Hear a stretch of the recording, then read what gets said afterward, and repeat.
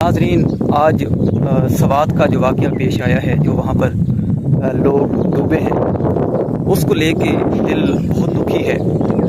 تقریباً 18 لوگ جو اس پانی کی بے رحم لہروں کی نظر ہو گئے اور 4 کو زندہ بچایا جا سکا اور تقریباً 9 لاشیں ابھی تک نکالی جا سکی ہیں۔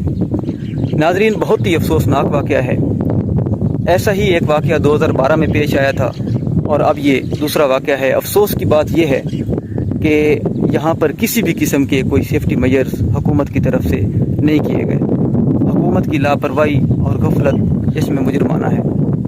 اور دوسرا ناظرین، کہیں بھی جائیں، سیر و تفریح کی غرض سے کہیں بھی جائیں تو ہمیشہ اپنی جان کی حفاظت کو مقدم رکھیں۔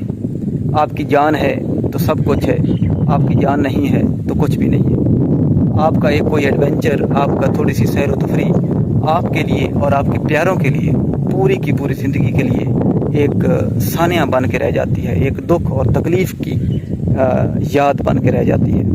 اللہ پاک وہ لوگ جو اس میں سمجھتا ہوں شہید ہوئے ہیں، اللہ پاک ان کے درجات بلند کرے، اور جن جو لواحقین ہیں، اللہ پاک ان کو صبر جمیل عطا فرمائے۔